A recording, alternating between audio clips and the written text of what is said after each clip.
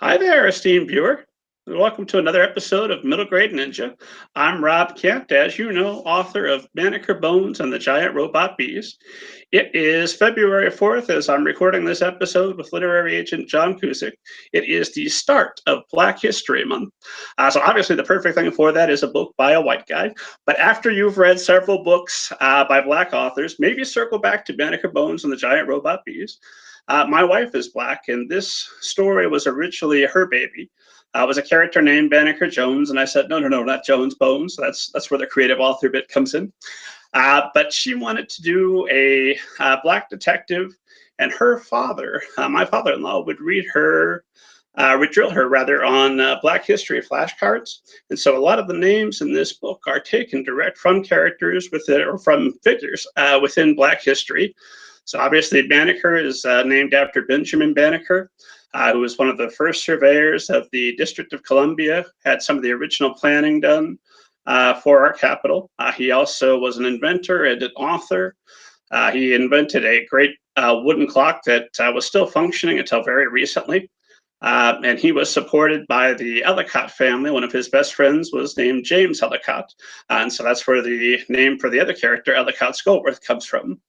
They're in Latimer City, which takes its name from Lewis Latimer, who invented the filament for the light bulb. History tends to revise that Thomas Edison gets the credit for the full invention of the light bulb.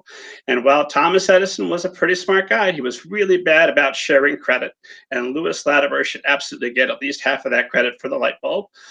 Beyond that, Banneker lives on Garrett Street at the cross section of Garrett and Morgan, which is my little joke because Garrett Morgan invented the stoplight. Many references to Black history. Plus, it's a fun book. You can get it for the low price of free.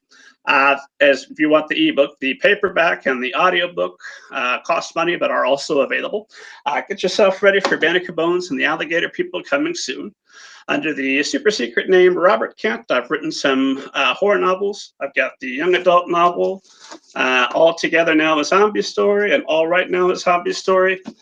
Plus, if you really want me to say all the things out loud, the quiet parts out loud that I shouldn't be saying, check out the Book of David. It is a 5 serial installment horror novel filled with profanity and nastiness and all the things that you want. If you're curious about that, the first chapter, chapter 1, is also available to download free as an ebook.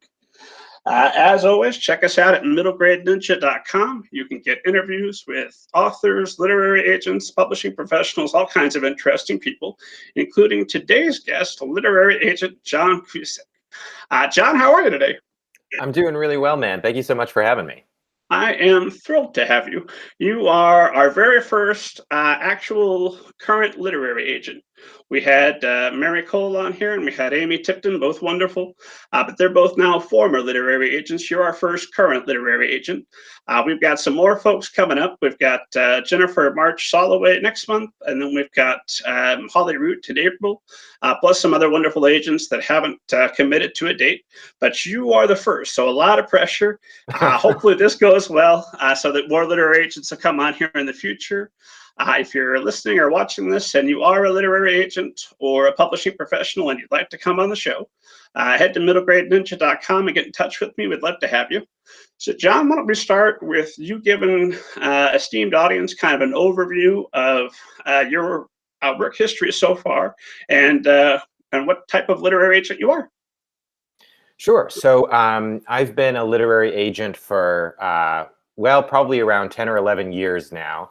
I've always worked in the kids book world, from picture books up through middle grade and young adult. I'm just now starting to do a little bit of crossover into the adult space.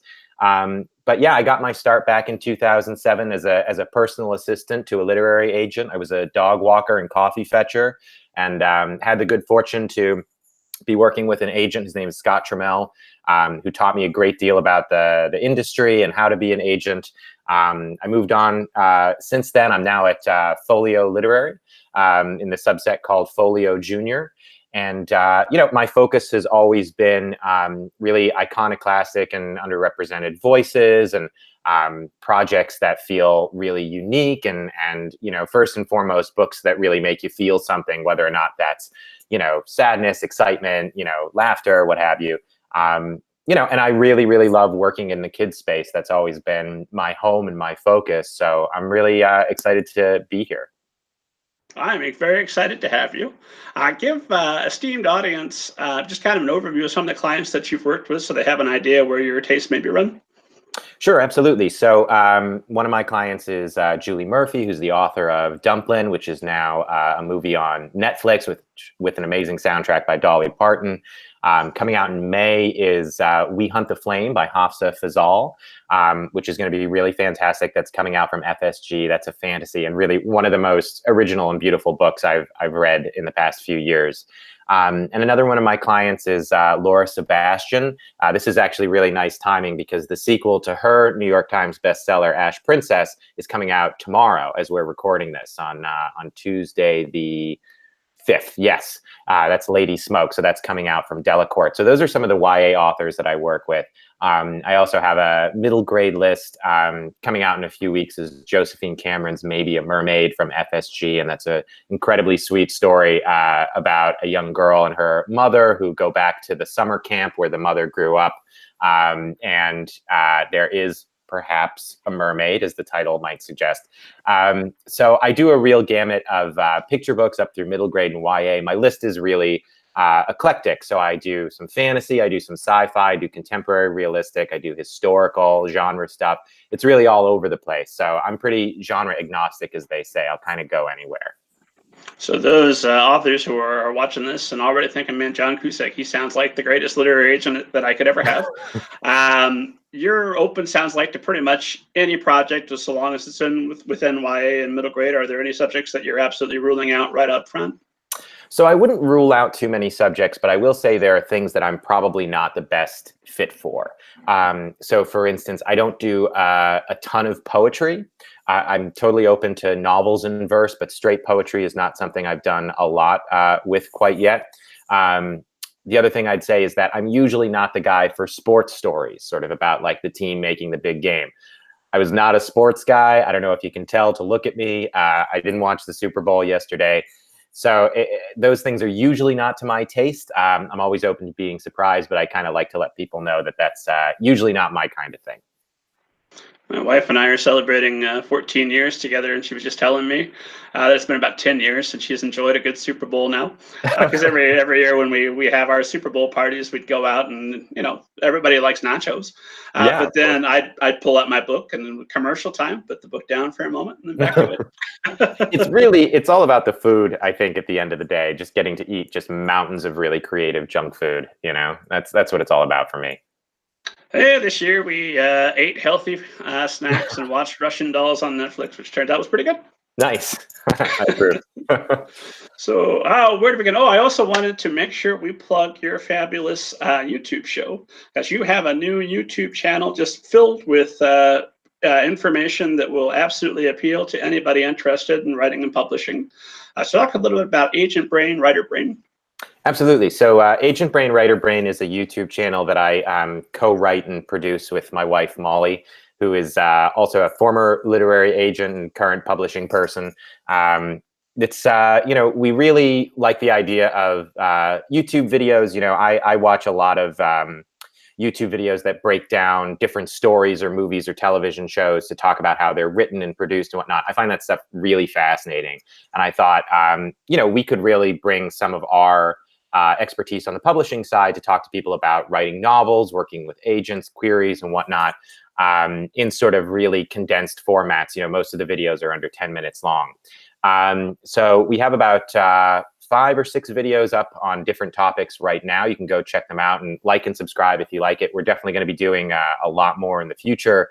I think we have videos coming up on writing antagonists, on voice, and on pacing as well, plus more stuff on like querying and finding agents. We're going to keep coming back to that topic because it's such a big one. So yeah, they're really fun to make. If you are watching me sit in front of this brick wall on YouTube right now, it looks a lot like that because we film them right here and usually with stupid pictures to the right side of my face. So yeah, that's Agent Brain, Writer Brain. And I'm not quite sure how often we're going to be doing videos. We started out once a week over the holidays. I think moving forward, it's probably going to be closer to once a month, but there's definitely some new content to come. Fascinating. And so, when you're doing something like that, obviously, authors everywhere appreciate that because we want to know your thoughts. We want to get your tips on writing the perfect query. In fact, we're not going to talk a lot about query writing today because I'm over it. I'm not crazy about the subject of query letters. But you do have a video that I'm going to link to in the show notes, specifically on closest to the best formula I've heard for how to write an outstanding query. In fact, since I brought it up, if you don't mind giving us just the short version of that perfect formula. Oh, sure. So I think there's a lot of advice out there on how to write queries, right? And it can get a little bit overwhelming, I've found, I think, when you're trying to not do anything wrong, right? And so for writers who are feeling stuck and not quite sure how to open their query, I have a formula that I think is, not the only way to do it, but you'd be hard pressed to go wrong with this formula. And I call it X is Y until Z.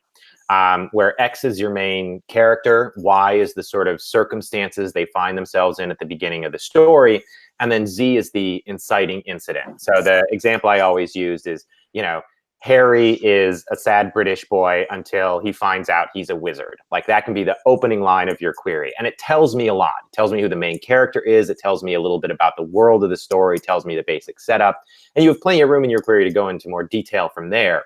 But if you're feeling stuck, that X is Y until Z can really sort of guide you and help you focus down the pitch so it's as digestible as possible.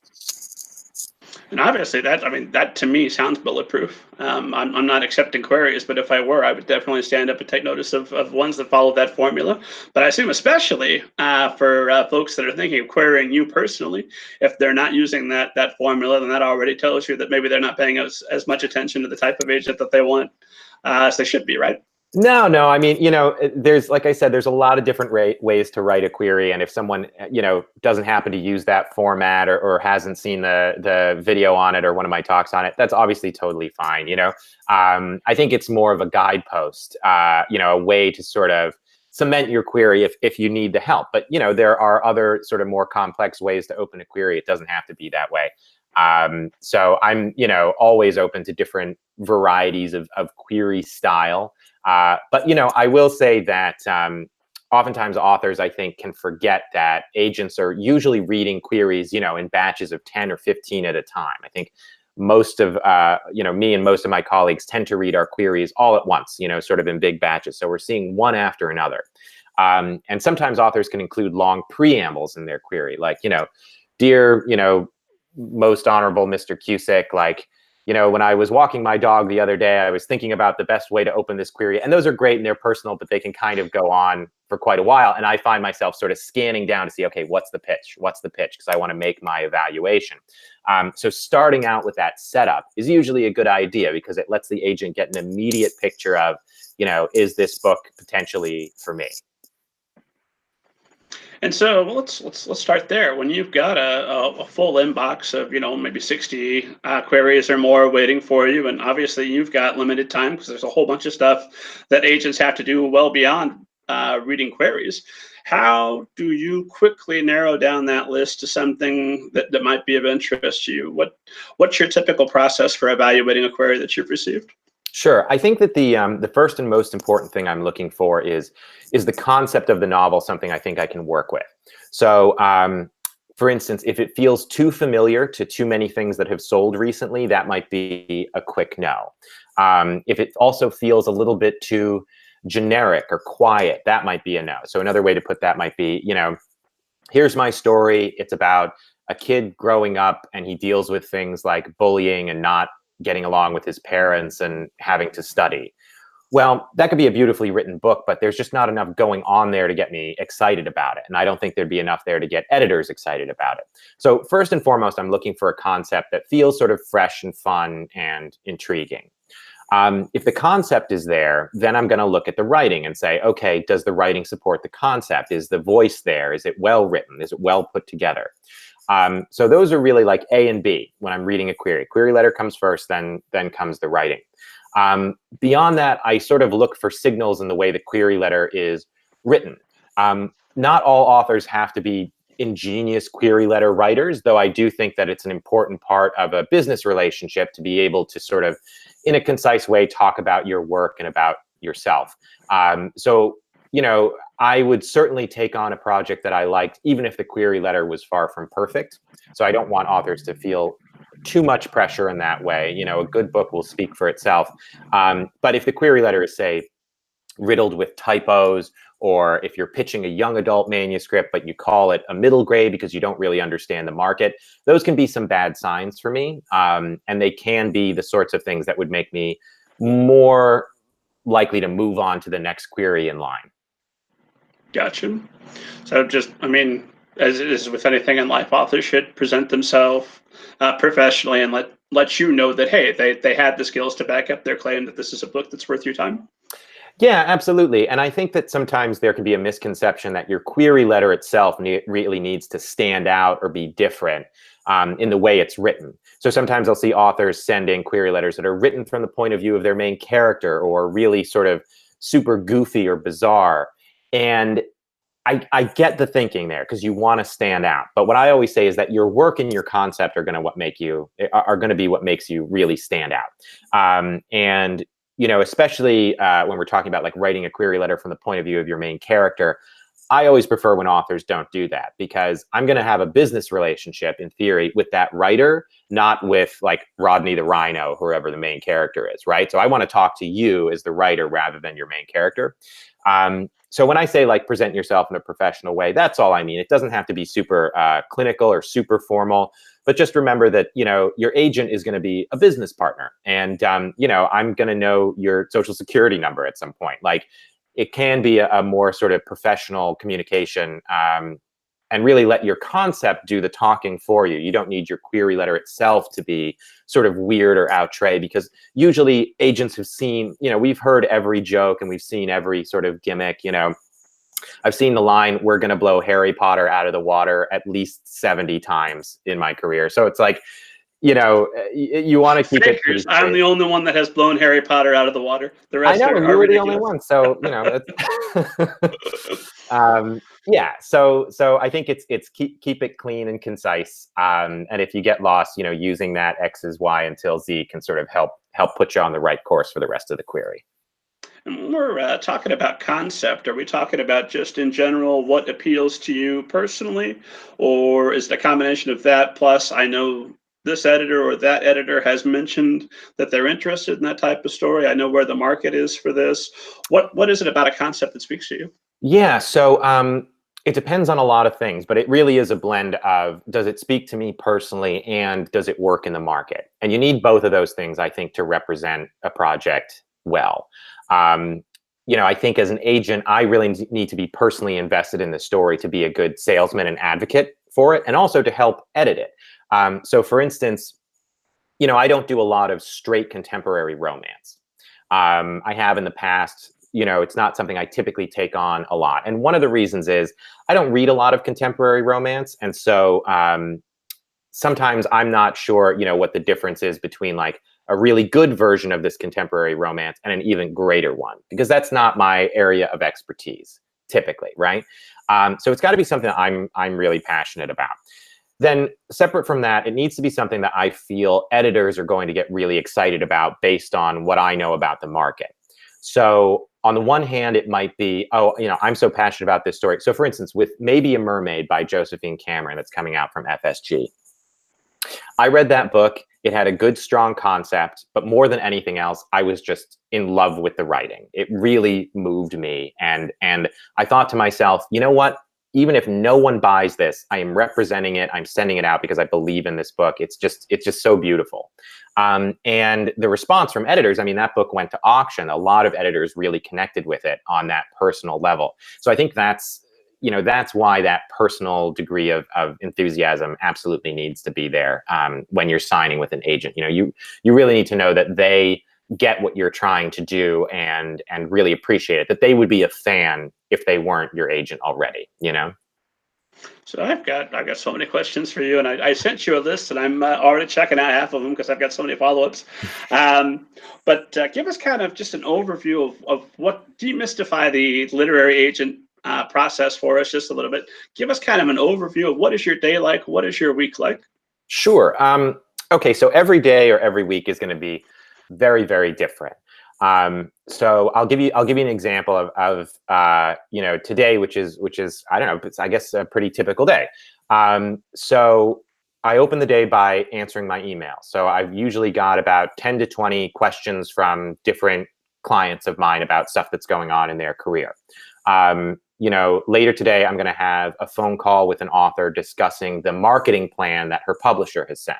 So we're going to go through that together. I'm going to make a list of questions that I have for them. We're going to talk about her questions, and that's all preparatory to getting on the phone with her editor and publicist later in the week to talk about the publicity for her book.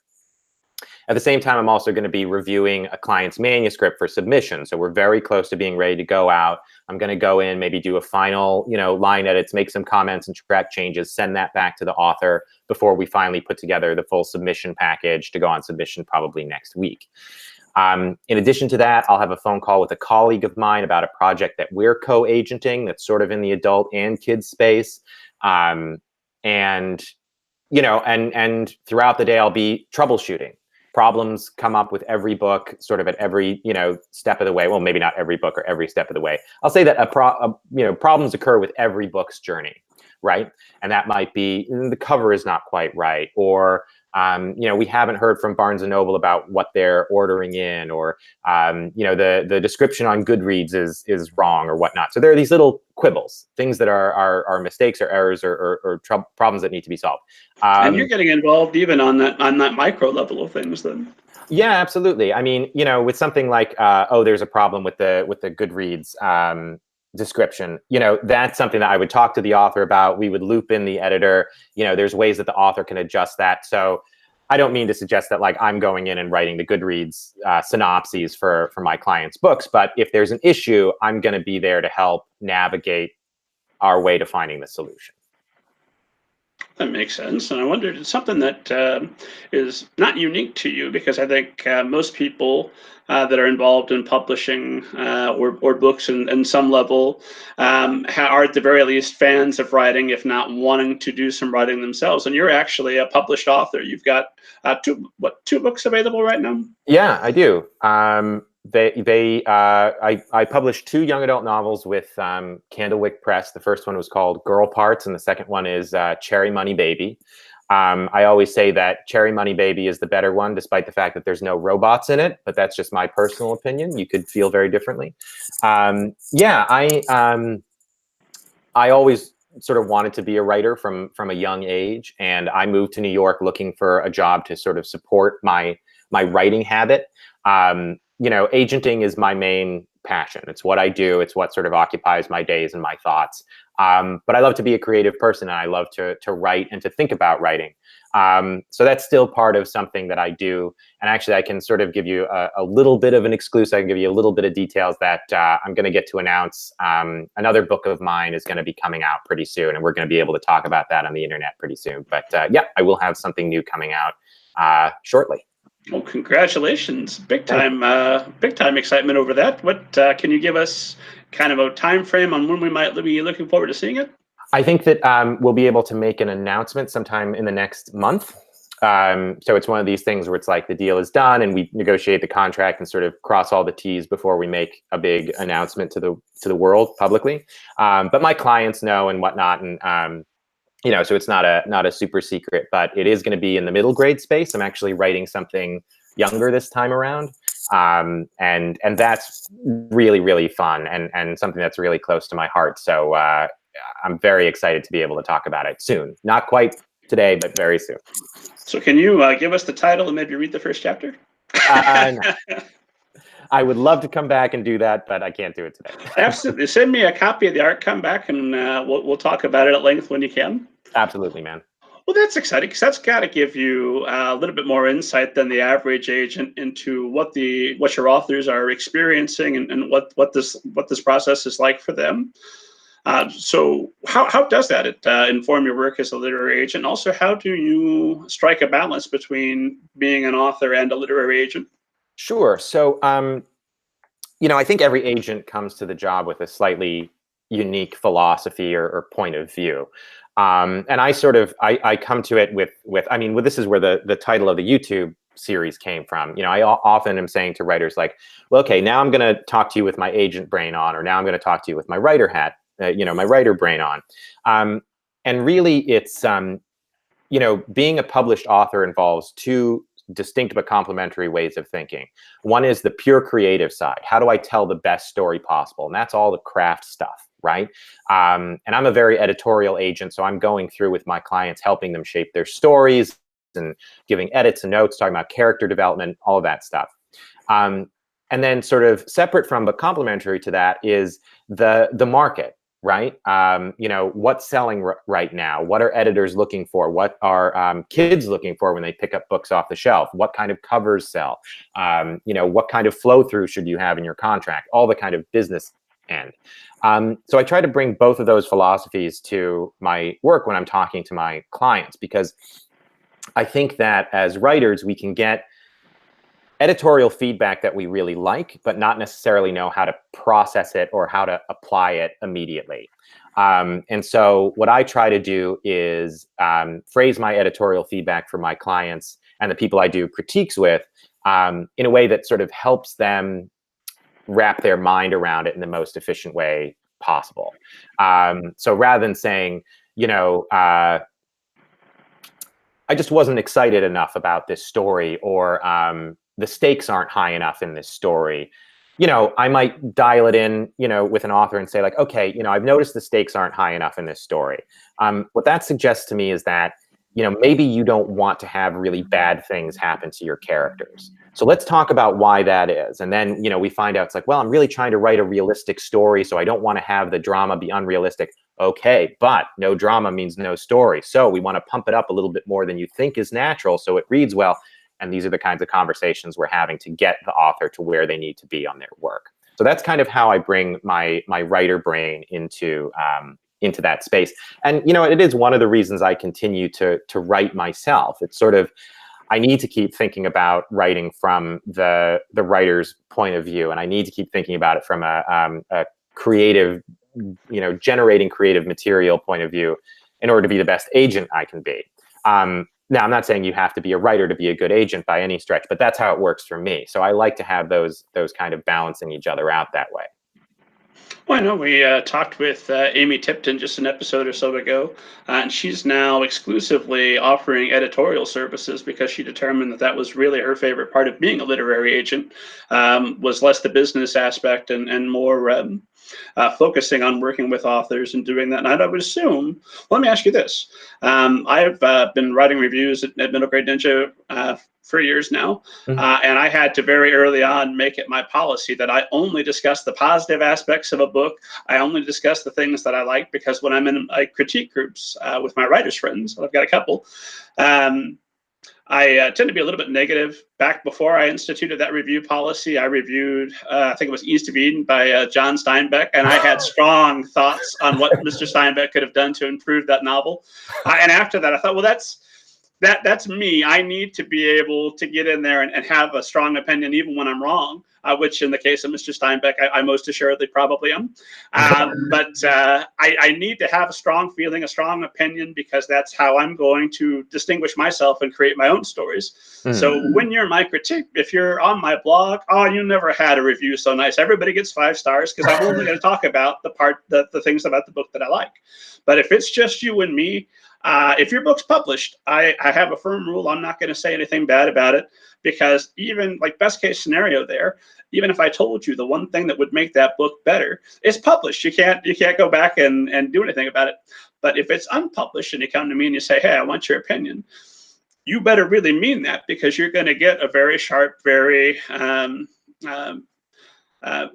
sharp critique that's going to try and imagine all of the bad reactions that readers might have later. And I'm going to try and avoid you from hearing about it for the first time in a 1-star Amazon review. I want you to know about it now. So Right. Being an author, which side of that spectrum do you come back when you're critiquing? Do you tend to be a little bit softer because you know how much critiquing can hurt? Do you temper your approach because of things that have happened to you? Or are you meaner than you would be because you expect the best things from your authors? That's a really good question. I think I come at my editorial critiques knowing that even the most innocuous critique can be emotionally painful to a writer, right? I know that we take them really personally, and we could talk for hours about why that is. I have a lot of thoughts. But, you know, that it's a very personal thing. So I always try to phrase my critiques in a way that is with a spoonful of sugar. You know, it's not, I'm not trying to put a sunshiny face on it, but I think that you can say, you know, there's a difference between saying, I hate this character, or this plot thread goes nowhere, versus I'm having a hard time connecting with this character, or I'm not sure that this plot is really, ending in a satisfying way. So first of all, I think, I try to be conscious of the language that I use, because, those things are, I'm not connecting with this character and this character is annoying might be equally true. But if I say I'm not connecting with this character, I know that that is a more constructive way to put it. So that's one part of the philosophy. The other part is I really want to work with the writers who are really committed to being the absolute best they can be. I love those writers who are just so hungry for the feedback and so hungry to jump back in. That doesn't mean that they don't take a minute to be like, okay, wow, I got to process this, or I'm not quite sure, how I'm going to tackle this revision. But like after a moment to sort of internalize, I really want, my authors to be enthusiastic about getting better, and to understand that the only way you get better is by working and rewriting and revising. That's a standard I try to hold myself to, and I think that that's how you become the best writer you can be. So on the one hand, my expectations are sky high in terms of the amount of sort of perfectionism and attention to detail and thoroughness in the work. But at the same time, I want to get there by it feeling and being a back and forth and a convivial and creative collaboration, rather than sort of me passing down judgments to writers. So I think it's a question of tone and approach, but also not holding anything back. If there's a problem there, I'm gonna let you know about it, because I want you to trust me as your agent, that I'm not going to send you out into the world with your fly down. But it's very much a collaboration, as opposed to I, John Cusick, declare what is right and what is wrong with this novel. Well, I think that my job is to help you write the best version of your book, right? So I'm often saying to my writers, like, you need to follow your muse, and I want you to tell me if anything I'm saying feels contradictory to what you're trying to do with this book. Because sometimes I've missed, or maybe the author hasn't communicated what the main point of their book is. So I might say, like, I don't think the mother character is really working. Do we need her? And I haven't realized that, like, in the writer's mind, this book is all about mom, right? And so if the writer tells me, like, no, John, you're totally wrong, this book is all about mom, I'll say, okay, great, let's make it all about mom. Right now on the page, it doesn't seem to have anything to do with mom. So, like, how can we get there, right? That's what you want to do, so let's find our way through. And then do you suggest specific steps the author can take to revise for that, or do you wait for the author to see the light and come up with one on their own, or a combination thereof? I usually do throw out suggestions, and they're always just suggestions. I know some writers, and I think it's possible Mary Cole has said this in the past, that she just asks questions, that she doesn't make suggestions. And if that's not Mary, I apologize, Mary, but someone has said that to me before. And I think that's totally legitimate. I think that's a really interesting and legitimate way to edit. I'm a little bit more bold or crass, if you want to call it that. Like, I'll throw out some suggestions, but I always say, like, here are some ways I think you might be able to approach this, or what if you tried it that way? But I'm always ready for the author to say, that's not how I want to do it, or I see that problem is there, but I'm going to solve it a different way. And I think that it's really important for writers to remember, when they're working with agents and editors, that if your agent and editor, brings you a concern with the book, their suggestion for how to solve it might not be the way you want to do it, and that's fine. But you should take that concern seriously. Like, there is an issue with your book that needs to be resolved. So how you want to do it is up to you, but it does require some more work or attention on your part. So how does that relationship change then once you've got a publisher on the line? who's going to be taking the financial risk on the book. How much can you advocate in that situation if the publisher, one of the horror stories I always throw out there is I know of an author that had written a novel that was Christian romance at the same time that 50 Shades of Grey had come out and was very popular. And her plan was to go through the church network that she had lined up for herself to go and speak and promote the book. And the publisher said, well, what's really popular is this BDSM stuff. Let's put that in there. And that was kind of going to screw her entire promotion plan. So when you get a suggestion, shall we call it, from a publisher, how much leeway do you have? How much leeway does the author have to not follow that, considering they've got the money? I think that example is a great one, but it's also pretty extreme. Like that's a real problem, right? If you're writing a Christian romance novel and your editor suggests that you should put stuff in there that you don't feel is Christian, let's say, or that you feel is contradictory to the message or the tone that you're trying to write, that's an issue. And in that situation, what I would want the author to do is to come to me as their agent before anybody else. And in fact, I would say this is a blanket piece of advice. If you've got a problem as a writer, first thing, tell your agent, and then make whatever the next steps are. And that includes, problems with people online, or problems with your editor, or problems with a review, whatever it is. So I think that I would want them to come to me first, and then I would get on the phone with the editor, and I would say, Bob, Stacy, Kate, whatever the editor's name is.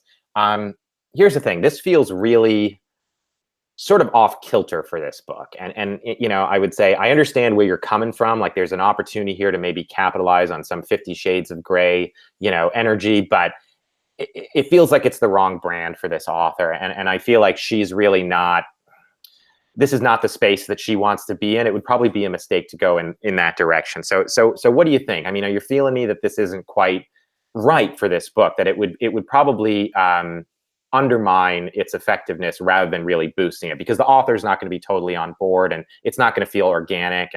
And so that's the kind of conversation I would have with the editor. If the editor is saying it has to have this, then you've got a situation where maybe you cancel that contract, or maybe that happens a few steps down the line because there's a real fundamental disconnect between the author's vision for the book and the editor's vision for the book. That said, in most cases, I think that you can kind of get a sense of what the editor's vision for the book is before you go to the book deal. Usually you have that opportunity. It doesn't always happen. Today I have an author who has some interest in her book. There are editors who are thinking of acquiring it. We're hopefully going to close later in the week, and she's going to spend her week on the phone with editors, talking to them, just getting a feel for what they want to do with the book. You don't always have that opportunity. She's in a competitive situation where there's lots of interest, so that's something that we can afford to do. But for the most part, the hope is that you get a sense from your editor ahead of time where they see the book in the market. And I think that the same applies to agents. Let's say you've got an offer from an agent and you want to get on the phone and talk to them before you accept it, or maybe they say, "Hey, let's get on the phone," and while you're on the phone, they offer you representation. I think it's really important to talk to that agent and make sure that you not only have similar editorial visions for the book, but also that you have similar communication styles, that you have similar expectations. You want to make sure that you're on the same page with that person. So as much as possible, you can avoid those conflicts coming up after it's not quite too late, but after it's really the problem has become much more complicated because of where you are in the publishing process. Well, now that brings me to mind right away that assuming that somebody's watching this or listening to this and they're not already sold, as they should be, because listen to the advocate you are for your authors. They should be sending you a query. I don't want to send you a query. You sound like the guy. But assuming that someone is thinking of also sending to another literary agent, crazy, but just on the off chance you reject them and they want to pick out somebody else, what would you say is the best way for authors to evaluate literary agents that they might consider working with, and what sort of things should they be watching out for? Okay, so let's say you've done your research and you know that the agents you're querying represent your kind of stuff and whatnot. I think there are a few things to be aware of. First of all is, are they an editorial agent, and is that what you're looking for? Not all authors are looking for an editorial agent. In fact, I have authors on my list, even though I'm a very editorial agent, who don't really want to do that. You know what I mean? Like, they're a few books into their career, and really they're mostly working with their editors, and I'm not doing a ton of editorial work with them, and that's totally fine. But if you really want that, and the agent who's offering doesn't really do editorial stuff, that's an important thing to establish. And so you can talk to the agent ahead of time about what kind of agent they are. I think it's important to set up expectations when it comes to communication. So my philosophy, to an extent, is that I work for my clients. So their preferred communication style, I try to cop to that. I have some people who love to jump on the phone. I have some people who hate to be on the phone. I have some folks who like to text. I have some folks who never text. For me, for the most part, what I say to authors when I'm offering representation is that 99.9% of the time I respond to emails, within the hour, within the same day. I can't always pick up the phone when you call, but I can usually schedule a phone call either for later that day or the next day. And that's my communication style. That's the expectations I want clients to go forward with. I'll let them know that, like, it usually takes me a week to read and write an edit letter for a manuscript, but usually there's like 3 manuscripts ahead of you in line. So I try to establish this is what you can expect, and to make sure that that feels right to them. Because that same author, if we hadn't had that conversation, might expect me to, pick up the phone every time they call. And if I didn't do that, they might get upset. But if we establish that beforehand, they might think to themselves, oh, John's not ignoring me. This is just his work schedule. He takes meetings during the day, so he might not be able to pick up the phone. And what could have been a conflict is avoided because you kind of set this stuff up at the outset of your relationship. That makes sense. And while we're talking about that, let's demystify a little bit of author etiquette. Obviously, if somebody takes the ingenuity to stalk you and find your home address and send you things there along with a personalized gift, I assume that's rewarded with great gratitude from you, right? Yeah. So not so much. Every agent submission guidelines, or nearly every agent submission guidelines, are available online. And most of them have them either on their website or on a site like Publishers Marketplace. So for me, if you go to foliojr.com and click on my name, there's a little link that says submission guidelines. It takes you directly to what I'm looking for and how to submit to me. That takes 2 minutes for an author to do.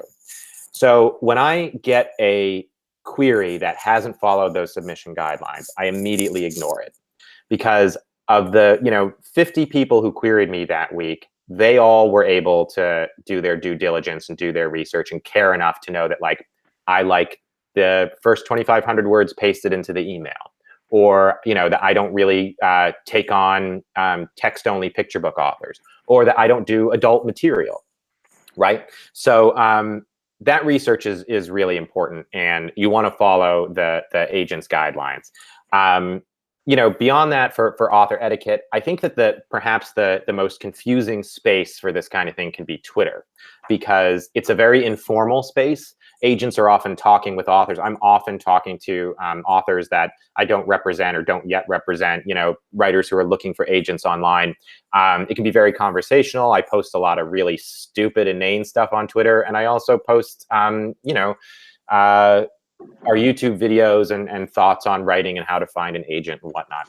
And what's your Twitter handle for folks that want to follow you right now? Sure. So my Twitter handle is @John M. Cusick. So M is my middle initial, as in Michael. So it's just John M. Cusick. And that's on. And I'm @MG Ninja. Follow us both. We'll all have great conversations. Yeah. I think that the one thing authors should know about Twitter, at least for me, and I think this is true for most agents, is you don't want to pitch an agent on Twitter. Just like you probably wouldn't want to ask someone out on a date in the middle of a group conversation, right? It's like, this is about a one-on-one thing between me and you. Like, I don't want to turn you down in public. And if this is something I really want, I don't want all of my agent colleagues to know that I'm really into it. Like, query me properly, and we'll talk about it via email or via phone. But pitching on Twitter really is not the place to do it. And the same is true for like messaging or messaging on Facebook or whatnot. I have a policy, on Facebook. I don't accept friend requests from people I've never met in person. It's just not, Facebook isn't a professional space for me the way that Twitter is. So I think that, etiquette wise, you can't go wrong looking up the agent submission guidelines and following them. I think that's honestly the shortest distance between 0 and finding yourself, represented by someone great. That makes sense. And then what about once an author has signed with a literary agent? Obviously, you've already got the incredible policy that if somebody wants to have a phone call with you, you'll schedule a phone call. But how often should an author be contacting their literary agent without feeling like they're making a pest of themselves? Obviously, you're very busy with your entire client list, plus your own books, plus everything else that you've got going on. Yeah. How often is an author contacting you that's too often? And what sort of things are really trivial? And if the author had, you don't want to respond to an author, but let me Google that for you. Go out there and maybe find some of that information yourself, authors. So where is that line? And have authors crossed it? And if so, how? Boy, that's a really good question. I think an important thing to keep in mind, really what it comes down to is not so much a question of like some oblique professional etiquette where it's like everybody knows that you can only email your agent once a day. I think it depends on the scenario and really comes down to using some common sense. And if you're worried about, annoying your agent, just some conscientiousness. So usually I'm telling my clients that they can email me more than they do. So my authors are often saying things like, well, I didn't want to trouble you with this, or like, I'm sorry to bother you with this. And I say that I exist to be bothered. It's my whole job. Like, come to me with issues. I'm a problem solver. That's what we do. You heard it here, authors. Let them have it. Like, oh, geez, please. I know I shouldn't even say that, but it's true. Like, if there's a problem that you can't solve on your own, or you're not sure how to solve, or you're worried about, let me know. And because sometimes it's not really a problem. I think this is the thing. I would say at least a third of the concerns I get from editors or authors will be something that John, I'm a little bit worried about X, Y, or Z. What do you think about that? And I'm able to either, because of just what I know or because of some research I can do, come back and say like, I can see why you're worried, but you shouldn't be because this reason. And it's just because you didn't know X, Y, or Z, right? So oftentimes problems can be resolved fairly quickly, and the author's are really glad they email because it's like, oh, great, I don't have to worry about that. That's not what I thought it was, etc. There's definitely a point at which you can be pestering your agent. I think, and the same goes true for queriers. I think it's not a great idea to ask anyone a question that you could have answered yourself with Google. You know what I mean? I will say a small pet peeve of mine is when authors, will write to me on Twitter and say, do you accept YA novels, or are you looking for YA novels? And I kind of feel like, come on, man. Like, is your name John Cusick? Yeah, like, well, yeah, right.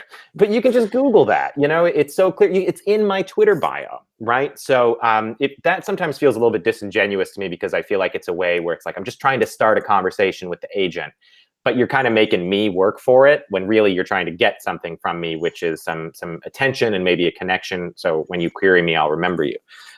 So don't ask questions that you already know the answers to, or you can find out, with a little bit of research on your own.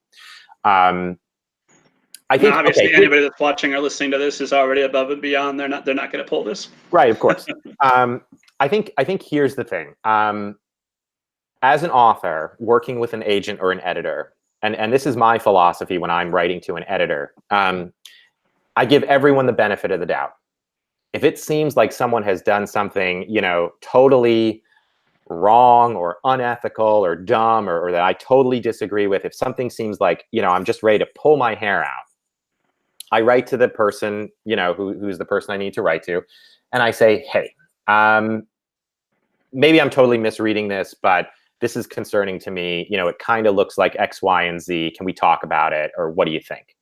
And a lot of the time, it's not what I thought it was. It's not what it looked like. A lot of the time there is a good answer. And I think where writers can get into trouble with their agents is they can see something or think something is going on and not have it quite right. And sort of explode emotively in an email, saying like, I can't believe this happened. And, this is a total panic moment. And, this is a total disaster. And, as an agent, I get to write back and say, well, she didn't reply to that email because she had her baby this morning. You know what I mean? Like, that's right. It can sometimes be like, I just didn't know. Like, she just, I didn't know she was going on maternity leave, or I didn't know this happened. So I think it's a good practice in life, in business, to not come off too strong to begin with. Now, when it's time to get mad, I always say, getting mad is a tool in my agent's toolbox. I only take it out when it's going to help my author get what they want. Okay, here comes the good stuff. I'm leaning forward now. When do you get mad? I will tell you, there is one thing in professional life that really sort of is a pet peeve of mine and upsets me. And that is folks not getting back to you. I mean, maybe that's why I try to respond to emails quickly or try to set up those phone calls. We are all busy, but when I can't get back to my author on a project, or something's taking too long and I know they're waiting and they've followed up with me, I know that mindset. I know that they're thinking like, oh God, he hates the book, or they could be feeling very anxious about not hearing from me. So I always write back and say, I'm sorry, I'm not there yet. I haven't started it yet, or I'm just getting into it. I will get back to you soon. I might try to give them a date, but I don't let them sit and stew. And professionally, if there are folks who never get back to you, and their communication style isn't one in which they feel the need to say like, hey, I just want to give you an update. I still haven't done it yet, but I'm here and I care enough to get back to you. People have different communication styles. I don't think everyone who does that is trying to be rude, but that makes me not want to work with them, because that kind of communication style I don't think is conducive to doing good work together. So that's the kind of place where I will get mad after a certain point, where it's just, if you want to continue to work on X, Y, or Z, like, you need to get back to me in a reasonable time. And is that true with editors or anybody involved with the book process beyond the author as well? Oh yeah, absolutely. And again, what I try to do in these situations is to give people the benefit of the doubt, because stuff comes up in our personal lives. I had last year, 2018 was a very difficult year for me personally because of reasons. And so, I felt a little bit like I had to scramble to get back to some stuff. So, I think that that's totally fair. But again, I'm just talking about my own personal pet peeves, where people aren't getting back, even to just say, hey, I'm working on it. I find that to be a little bit rude. So that can be a place where I might exert a little bit more pressure for me personally. But, there are situations in which, as an agent, you really have to fight for what your author wants, because at the end of the day, a publisher is a company, and companies can't care about people because they're not people themselves. And, they're out for their bottom line, which is totally fine. But that means that your publisher's needs and the author's needs are, synced up 90% of the time, but not always, right? So there might be conflicts that arise, and that can be a place where, an agent has to put their foot down. But again, my personal philosophy is that there's always a human being on the other side of the phone. They're doing their best usually to do their best for the book. So I'm not a shouter. I'm not one of those agents who throws phones. Secretly, I almost wish that I was, because there's like a twisted part of me that's like, oh man, that's so tough. That's so cool. But in reality, it's just, I couldn't imagine, being rude to somebody like that. So I try to keep those lines of communication open, and to only really be forceful, if you want to call it that, when it feels absolutely necessary, and when I feel like my author is not being respected by whoever the person on the other end of the line is. Now, as I'm saying this, the binary is usually like authors on one hand and editors on the other. I don't want it to sound like I'm just talking about editors who don't do their job well. The editors I work with are amazing. Everyone I have a book with, I adore. I assume you're not placing a book with an editor you think is going to be a dirtbag, right? Right. And, I'm sure that there are editors out there who are, but I would have to do some digging in my mind to think of, editors who I think are unscrupulous in the kids space or whatnot. So I don't want to make it sound like, oh, this is how you fight with an editor. You shouldn't be fighting, period. But I think that, in all stages of the process, conflicts can come up, and sometimes you do need to exert a little bit of pressure when the time is right. Well, that brings me right to another question. When you're evaluating editors up front, how do you go about that process of selecting editors and matching them with authors? So first want to know, I'm not going to send a project to an editor who I don't think is going to be a fan of this kind of book, right? So I'm first of all, I'm thinking about their taste.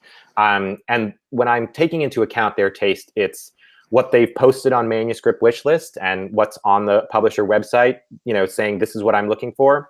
I'm incorporating what they tell me at lunch. I usually am out to lunch with editors once or twice a week, sort of hearing about their list and what they want to see next and whatnot. I'm also trying to assess what they might like, but they don't know they want yet. And that's just kind of a sixth sense. You talk to people about, their political feelings. You talk to them about what movies and television shows they like. Are they a cat person, dog person? These are sort of things that inform your sense of their taste and their style and their personality, their sense of humor, whatnot. I'm also thinking about what their imprint is looking for. So for instance, if I have an editor tell me that, like, yeah, I'm really open to YA, but I also know that imprint is really stuffed on YA, and that publisher has recently said, okay, we really want to focus on middle grade this year. Maybe that's not the perfect editor for this project. So there's a ton of stuff that goes into deciding, is this editor a good person to send this project to? But beyond that, I really like, like I said, I like the editors that I work with. Everyone has slightly different styles, but really beyond that, it's a question of, does the author connect with them? Does the author feel like they have a good communication style, and is there a personal connection there? Because you can have, one editor and one author, two of which are wonderful, brilliant human beings, but their styles can just be very different. One has a really salty sense of humor, and the other is just, rainbows and sunshine, and they just don't gel. Or maybe those are their two personalities, and they totally do gel, and two salty people wouldn't have worked together. I mean, I think it's something that you really have to evaluate on a case-by-case basis. So I know that's sort of a all over the place answer, but it's there's a lot. No, it makes sense. You mentioned you've got somebody this very week who's going to be chatting with editors to get kind of a sense of what their vision is for her book. Right. So in a situation like that, let's say that you're in a good spot where you've got, 5 different editors all clamoring, we must have this book. And the author feels very strongly that they most connected with an editor, but a different editor they don't have that feeling about is offering double the advance or some other huge perk. How would you evaluate that situation? How would you prioritize where to place the book? Okay, so let's say, for sake of argument, you have multiple editors all offering the exact same thing. Basically, let's say the offers are comparable, so it's not really, you're not making your decision based on who's got the better financial offer. First, I'd look at that editor's list. I feel like I'm giving away some trade secrets here, but that's okay. It's worth it. I'd look at the editor's list, and I'd say, do they have a lot of projects like this on their list? Too many projects might mean that this book might get lost among a sea of similar projects. Too few might mean that that editor doesn't have a lot of experience with this kind of book. So that's a bit of an evaluation, right? You might also look at let's say every, most of the imprints in publishing all had their sloth picture book. And that year, everyone's got to have a sloth picture book, right? Like, that's just the big thing. I might know that this particular editor is still looking for her sloth picture book, right? Like, she just doesn't have the thing that is like the big sloth picture book of the year from that imprint. So that might be someone I really target, because that sloth picture book that I'm going out with might be of tremendous value to that editor, because it's going to be, her lead title. It's going to be a big deal for her imprint. Whereas for someone else, they've kind of already got their sloth picture book. Yes, they want mine, but now there's going to be 2 on the list. It's not as important to them. So that's part of the evaluation as well. The other thing is sort of editorial style. So there are a number of like editor and author pairs that I work with that I really adore. But one of my all-time favorite pairings is Alessandra Balzer and at Balzer and Bray and Julie Murphy. So that's editor and author. Those two are like besties, and they, as they're talking about their like high level, marketing and editorial stuff, they're exchanging cat pictures, and I get copied on all of these emails, so I get to see it. And very important stuff.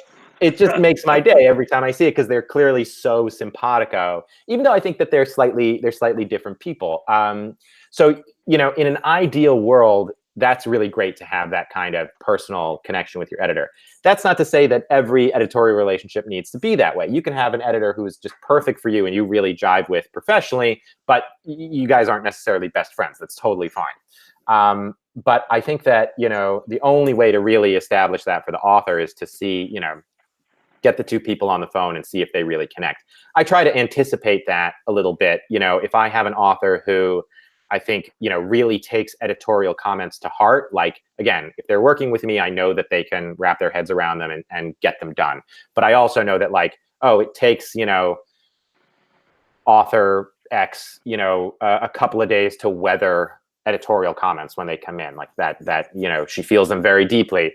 And I happen to know that this editor, God bless her, is just blunt as all get out, right? I'll probably let that author know. It's like, okay, if we want to go with, editor Y, just know that her edit letters, she really doesn't mince words. Okay, so you need to be ready for that. So those are some of the things that you can sort of navigate in those relationships as well. These are, these things because you're going out to lunch with editors on a regular basis and maintaining and cultivating those relationships to keep your ear to the ground on who's looking for what, right? Yeah, exactly. So, I'm going out to lunch with editors, but I might also be working with them on several different projects, so I kind of know their taste, or maybe I've worked with them in the past. We see each other at conferences. So you keep up these relationships with editors because, yeah, I want to know what they're looking for, what they're feeling, what they're excited about, and I want to have a good relationship with them. So, if we are working together and there is a conflict, I know how they work. I know how to communicate and resolve that with them. That makes sense. And then you mentioned Julie Murphy. We should can't do this whole interview and not at least talk a little bit about Dumplin'.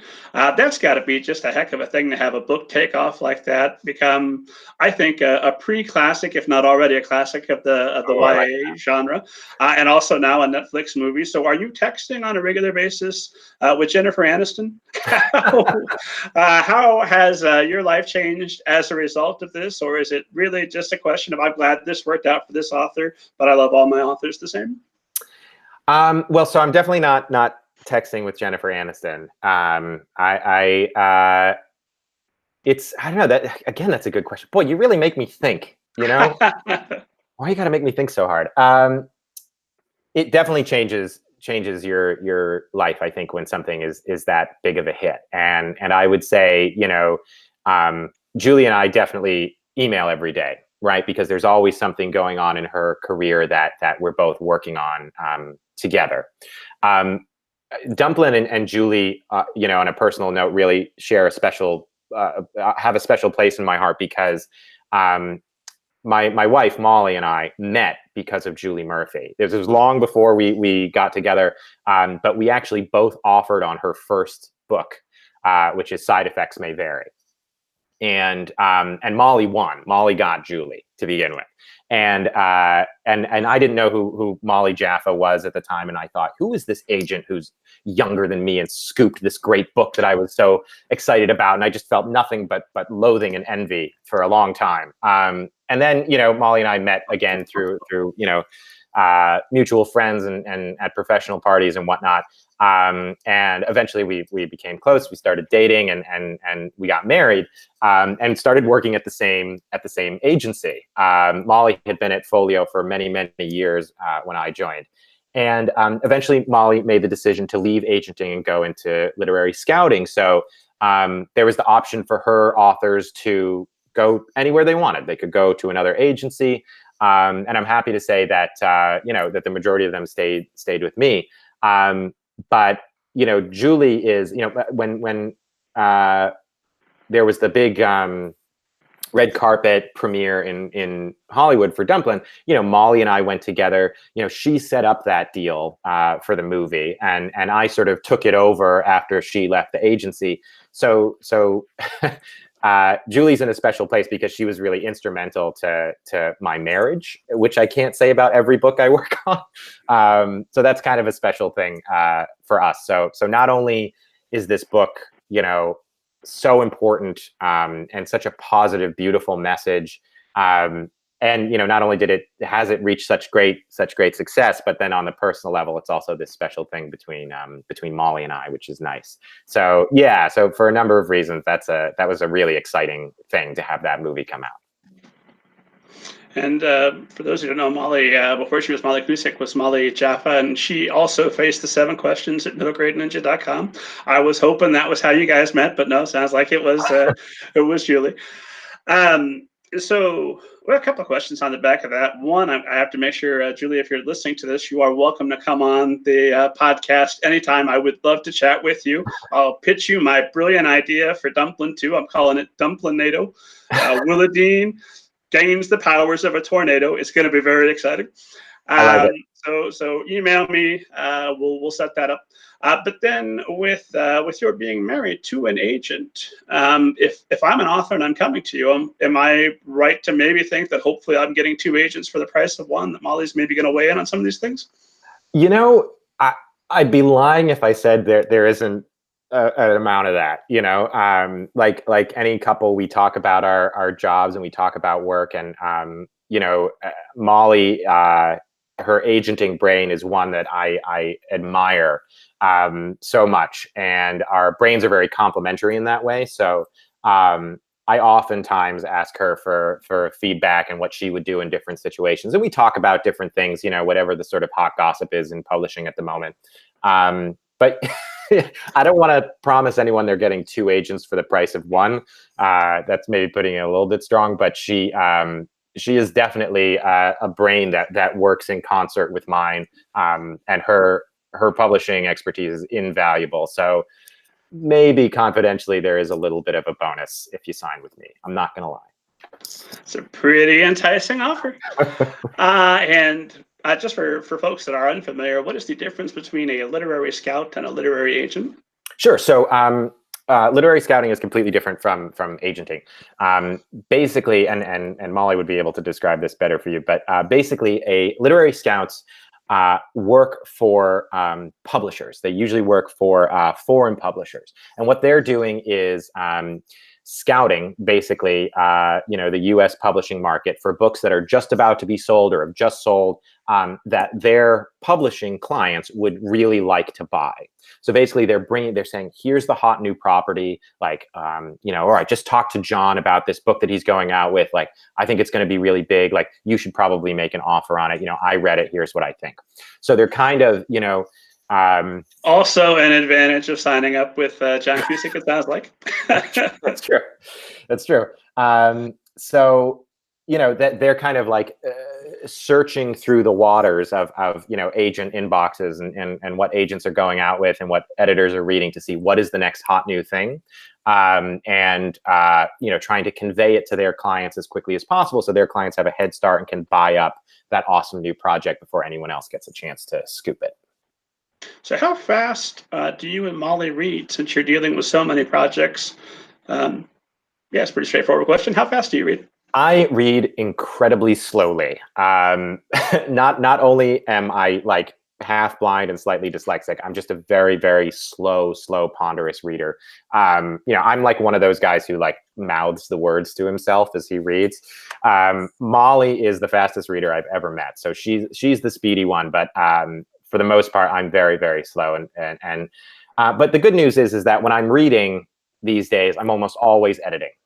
Right. So, when Molly reads for scouting, she's reading a book and then she's writing a report about it. She needs to come to it as a reader. Right. How do I experience this book? Is this going to excite readers?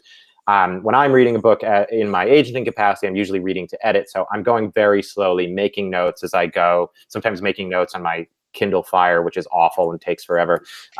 So It's a nice plug for Kindle. I'm sure we'll get free Kindle books now. Maybe the other versions of the Kindle are great. That Kindle Fire cost me $99, and that's pretty much what it's worth. So I read very slowly, but usually because I'm going very slowly and editing. There is a book by Kate Atkinson on my shelf right now that I bought for pleasure to read in December. It's about 300 pages long, and I'm maybe about 100 pages into it right now. So that's, in terms of reading for pleasure, that's pretty much my speed. I have learned to read something in the opposite genre of what I'm writing. So right now I've been reading romance novels at the end of the day or right before I start my day, because those I can't read very fast. If I'm reading anything that's similar, I've gone back and I'm re-listening the Harry Potter for I don't know however many time on audio, because that's nice deliberate pace, and I can say, J.K. Rowling, why am I not you? Why will I never be you? You're so great. But reading something that I don't write kind of removes that problem that at least I have when I come to reading something after a long day of working on my own book or critiquing a friend's book, to where that pressure's off. I can just read and experience it as fast as I possibly can. See, that's really interesting, because I tend to read stuff that's very similar to whatever it is I'm trying to write at the moment, to like get myself in the headspace for that. But one of the biggest criticisms I would level on my own writing is that my influences show through too much. You know what I mean? Like, I feel like I can kind of see like, oh yeah, like there's a little bit of, whoever I was reading that month, I know that that's in there.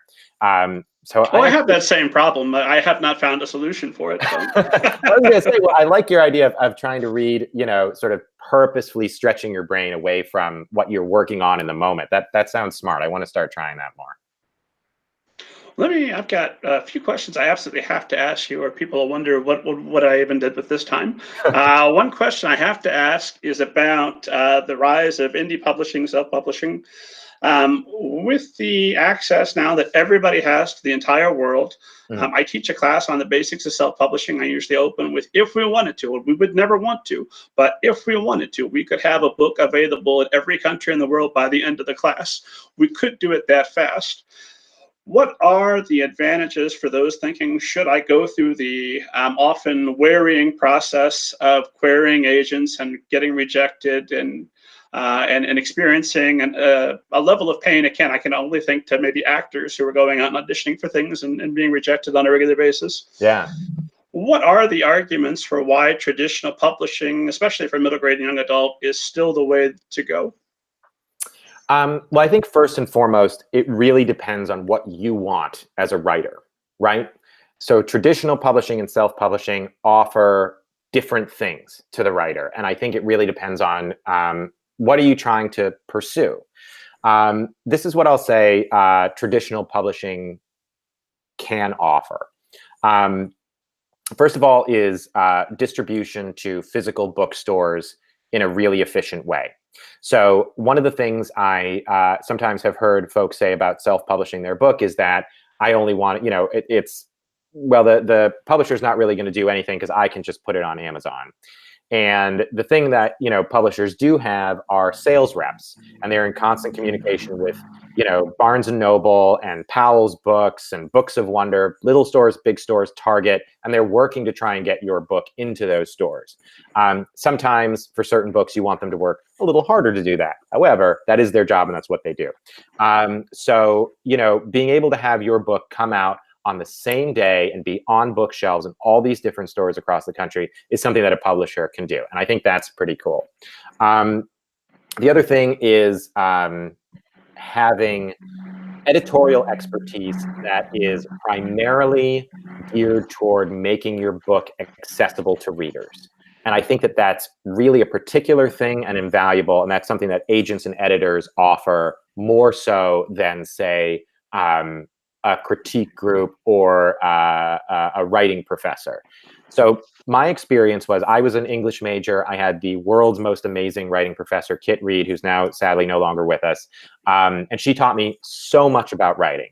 And her brain was 100% writer brain. It was the most writer brain I've ever met. And it was really, really fantastic. But it only got me halfway to where I needed to be. It was working with Scott Trammell and him helping me understand what writing for an audience means, and writing, sort of scene by scene to convey different ideas, to be thinking about, trends and genre and what's going to appeal to my reader. He was pure agent brain, or he was like agent brain infected with some writing brain. But that really felt like the other half of the puzzle to me as a writer. And I think that having that kind of editorial feedback is really valuable to writers who may have so far only gotten critiqued by other writers or by folks in a more academic setting. So I think that's valuable. It can be definitely said that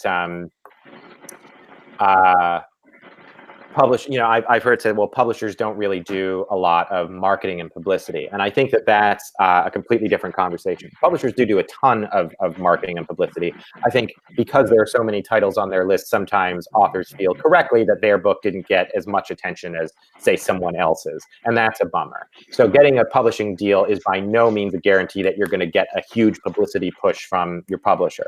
But if you do have them behind you, if it is, a title that they're really getting behind, that kind of stuff can be invaluable, right? Now, on the back of that, if I'm a really savvy writer and I came to John Cusick to get the great representation that I need, what do you do up front to ensure that publicity is going to be there for my book? Sure. So agents aren't publicists. But what I do is I work to make sure that the publisher is doing the most they possibly can and that nothing slips through the cracks. So publicizing a book is a big job. And unlike your relationship with your editor, there's going to be a whole team of people who are working on your book there. So you're going to have, say, your editor, and then someone who's, in charge of publicity. There might be, excuse me, a separate person for school and library marketing. There might be a person just for marketing, ad sales. So there can be all these different players in the room when we're talking about just publicizing your book, right? So because of that, stuff can slip through the cracks, and it can be great to have an agent on side to kind of keep track of it all. So for instance, like I mentioned earlier, I'm going to be having a phone call with an author to discuss her publicity plan. That publicity plan is looking pretty good, but there are gaps in it. There are things there are questions that I need answers to as an agent. So on a publicity plan, it might say, a video featuring your title that's going to appear on, these websites, or that will appear online.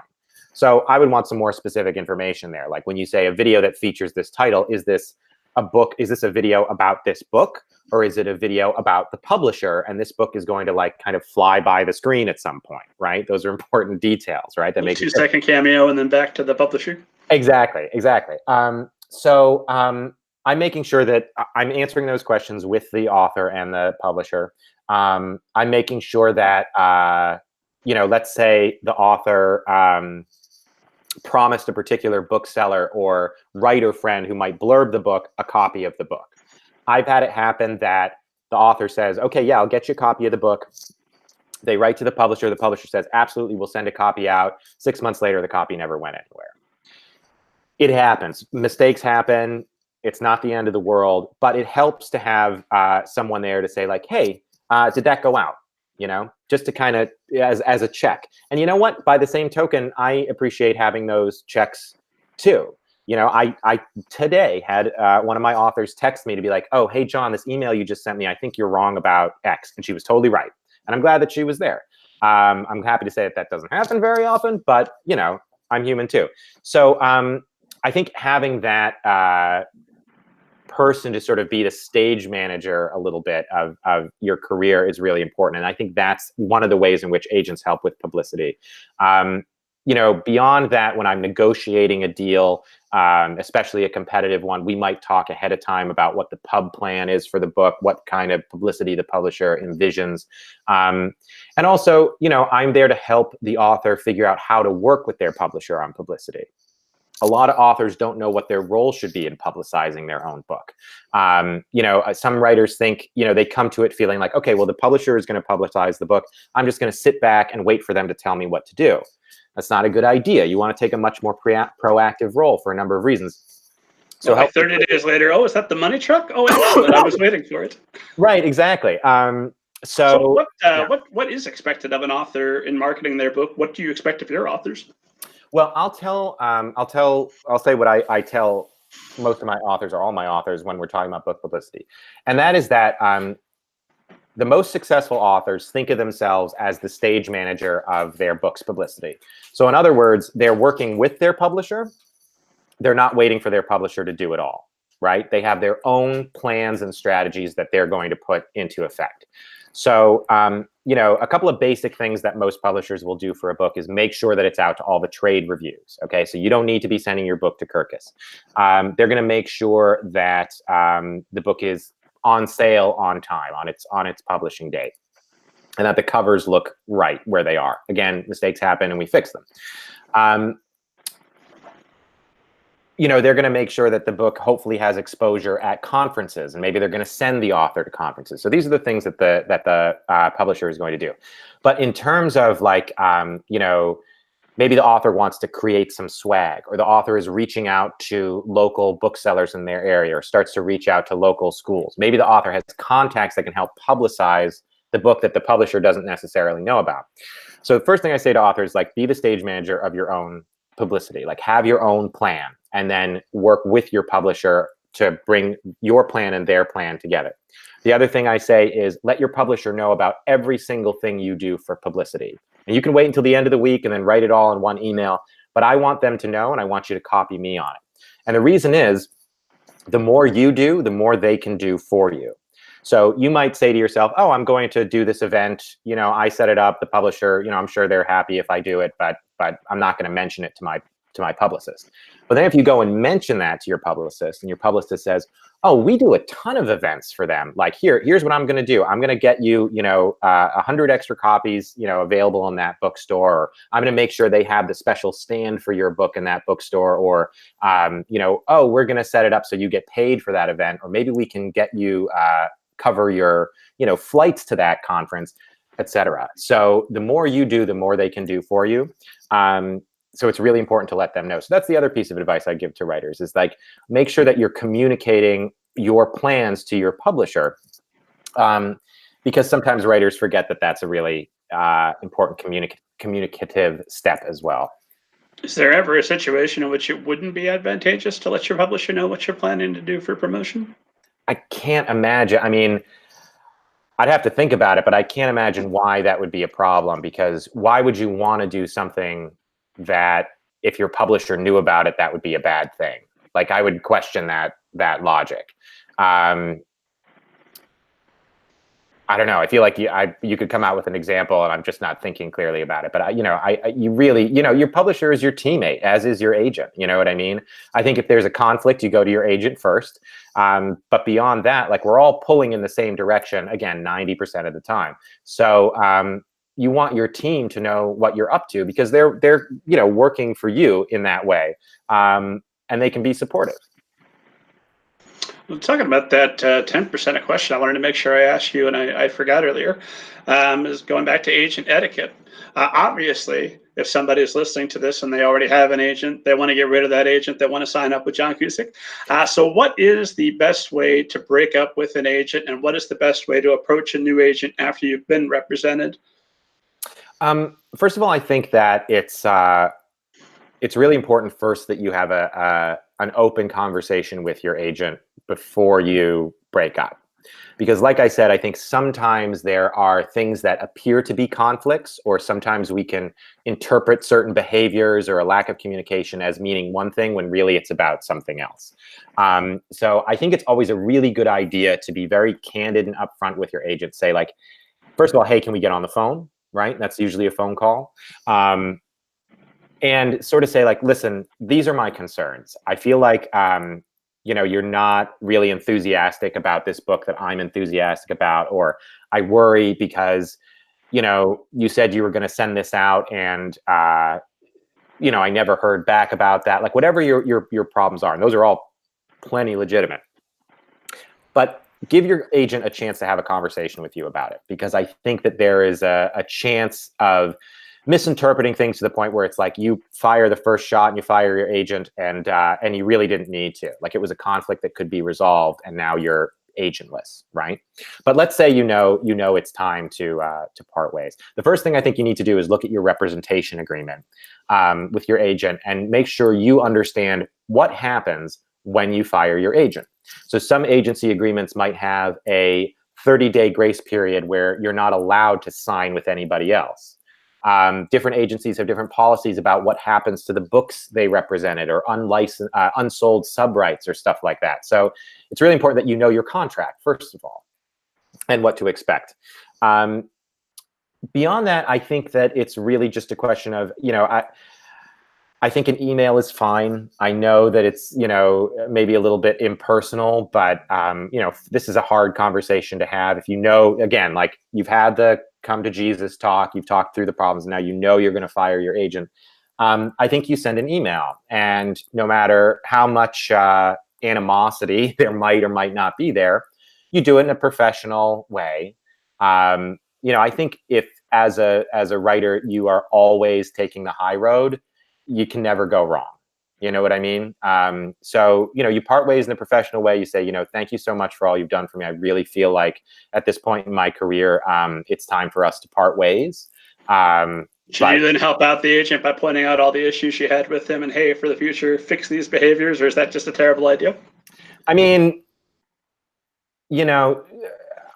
doesn't sound like a great idea to me. I think if you've had that conversation with the agent already, and there's nothing wrong with saying in your email, I feel like we're, as we discussed, we don't really have the same vision for this book, or, I understand why you only chose to send out my book to 3 people, but that's really not the kind of enthusiasm I was looking for. And, for those reasons, I feel like it's probably best if we part ways. Like, again, you're sort of phrasing it in a polite way.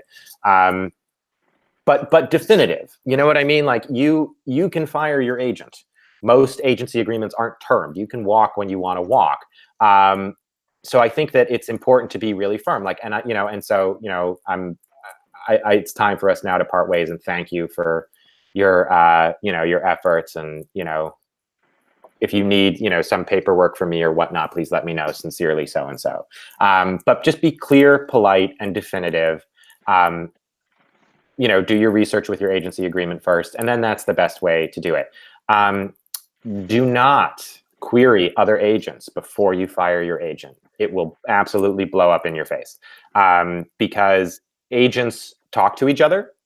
And, if an author of mine went out before firing me and queried other people, I would immediately get 5 emails from my colleagues saying, like, hey, John, don't you represent so-and-so, or didn't you used to represent so-and-so? What's the deal? And now, not only have you really burned a bridge with me, because that's like, come on, man. But those agents aren't going to work with you either, because they now know that you lie to your current agent, that you weren't upfront, you weren't clear, So that's a really, really bad idea. So you want to part ways with your agent before you officially query or go out looking for representation elsewhere. And then, is there a way to sort of, flirt with an agent a little bit and have a really strong idea that you're not going to be agentless once it's a pretty momentous thing, especially if you're an author that's waited, 2 or 3 years of query letters to finally get the agent that you have? Yeah, I think, for me personally, I am happy to talk to an author, who's not happy with their agent. If they come to me, I've had the thing happen a few times where a client of mine will say, hey, listen, my friend, Billy is not really happy with his agent. He's wondering if maybe he should part ways. I know he's a fan of yours. Would you consider talking to him? And almost in a more sort of like, in terms of giving advice, I'll talk to the author and sort of talk through what their issues are with their agent, what I think and whatnot. And if it's someone I would really like to work with, I won't mince words. I'll say, listen, if you do decide to leave your agent, I love your work. I would, of course, love to work with you if that's something that you're interested in. So keep me posted. So I think that's fine.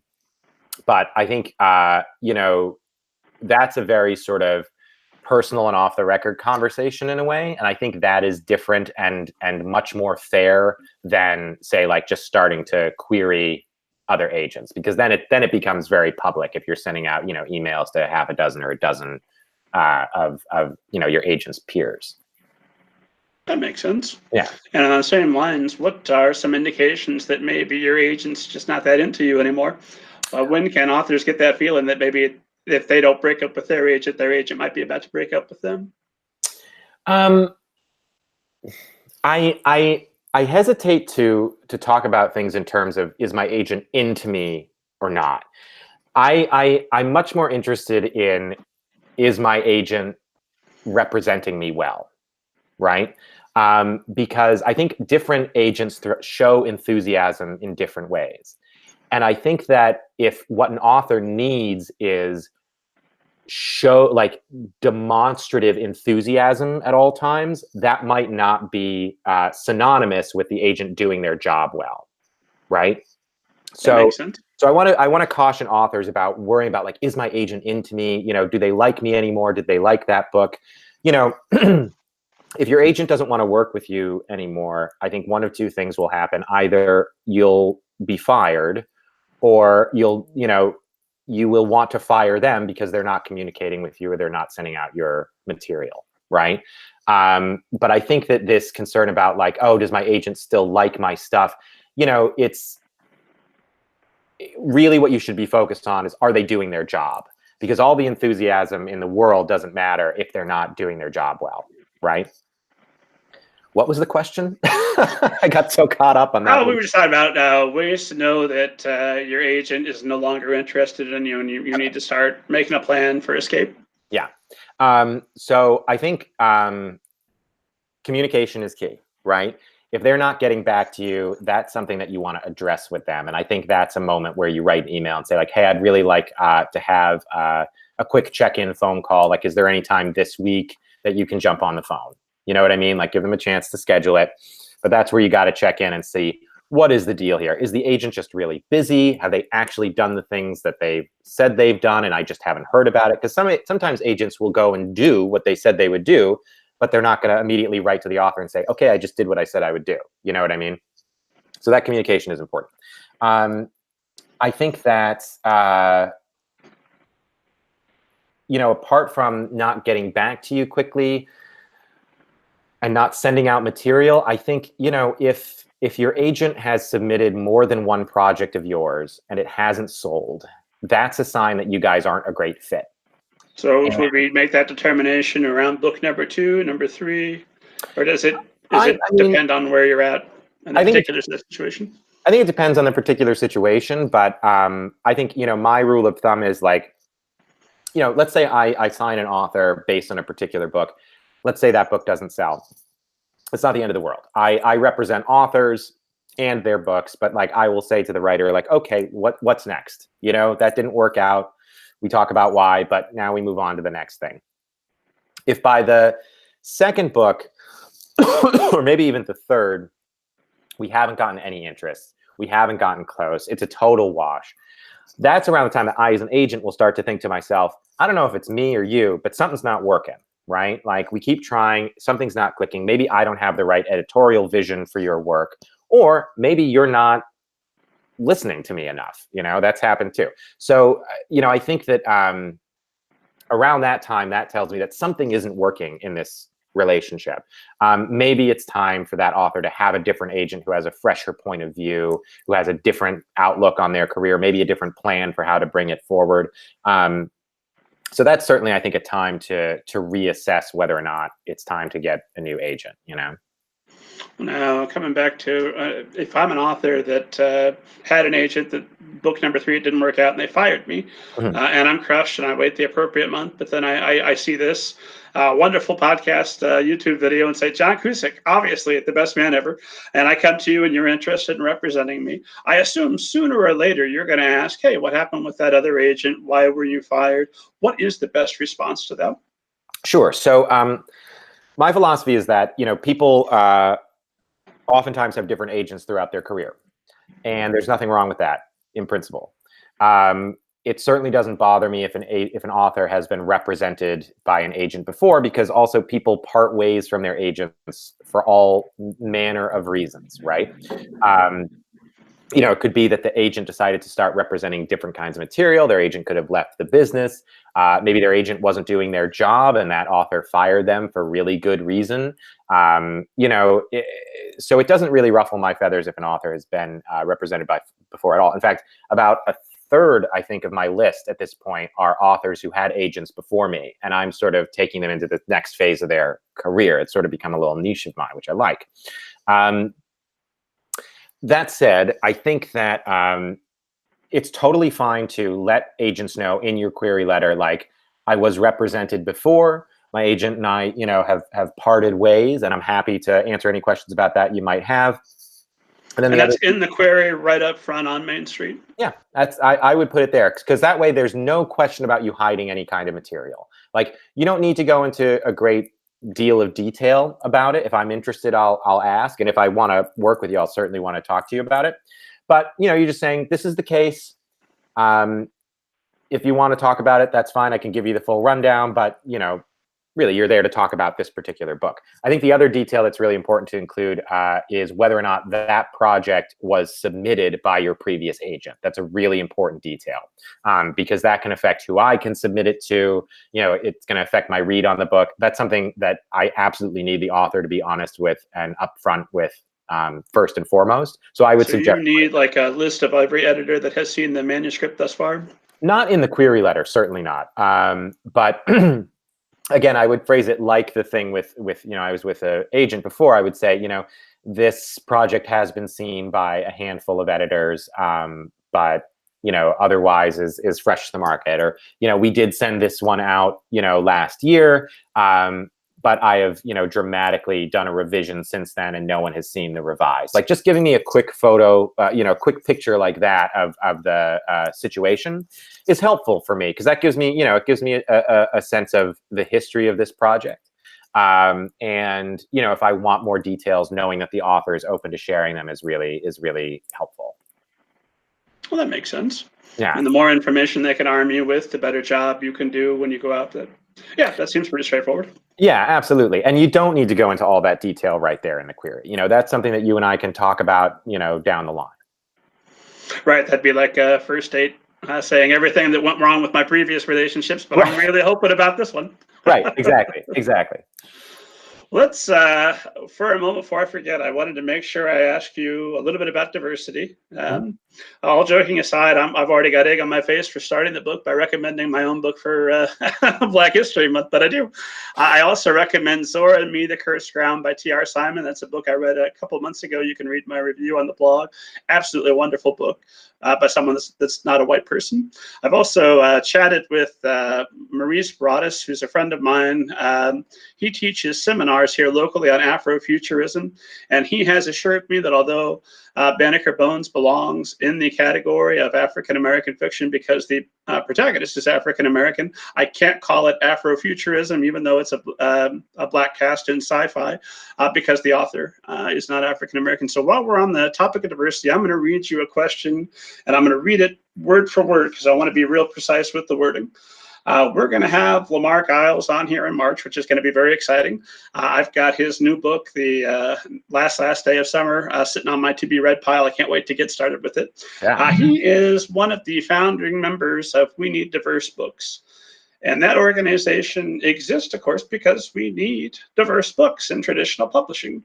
Traditional publishing, like many American institutions, certainly not alone, does not have a great track record of inclusivity. So when you are, what are you seeing publishers doing to increase the diversity in the books that they're offering? And what are you personally doing to increase the diversity in the books that are being offered? Sure. So one thing I think is really important to emphasize for writers, if they don't know it already, is that books by underrepresented voices from underrepresented points of view and about a diverse cast are absolutely desired by agents and publishers. I don't know if this is the right phrase, but it broke my heart when I realized that there were all these writers out there who because I hadn't said explicitly for a while on Twitter that I was looking for diverse voices, didn't think I was interested in their work, and that just killed me. So I think if you don't know that already, yes, agents are interested. I'm interested. We're actively looking. It's a big part of my list, and publishers are too. So movements like We Need Diverse Books have, done so much incredible work in terms of changing the perception of what's in demand. And I think that they have been instrumental in, changes that have led to the New York Times bestseller list being, filled with women of color, which is absolutely amazing.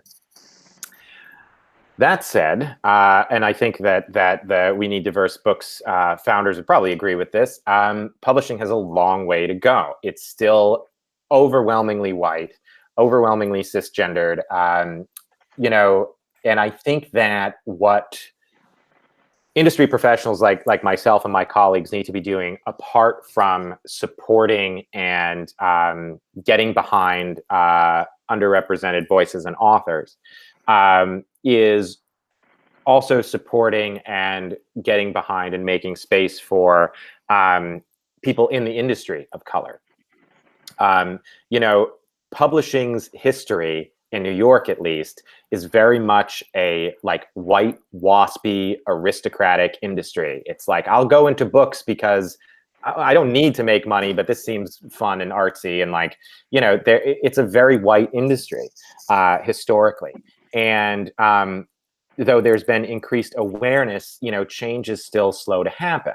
So what I do as an agent is, first and foremost, if I'm asked to participate, say, in a panel, and everyone on the panel is white, I defer. I don't agree to go on it. What I do is I suggest one of my colleagues who's not a white guy, or a white woman, in fact. So that's one thing I think is really important. I think in terms of how we support things on social media, this is a very small thing, but my personal philosophy is to just boost. So I just retweet. I retweet the We Need Diverse Books tweets and posts. I try and support not only my own authors, but other authors of color. I think that's a really important thing for us to do. That's a very small thing.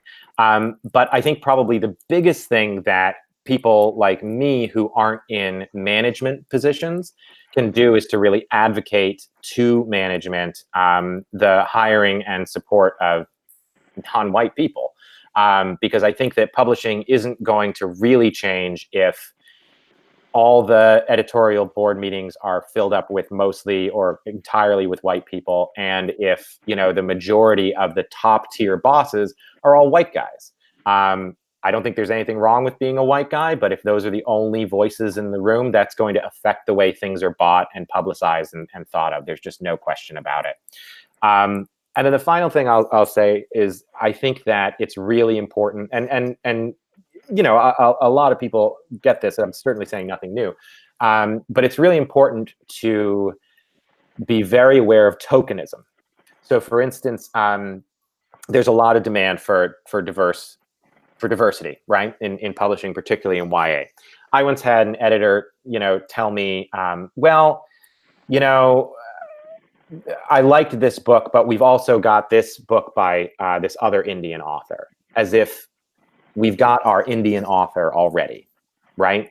And you wouldn't hear that comment about a white author. No, too many white people coming out this year. We can't do that. Could you imagine if someone said, we've already got a book about,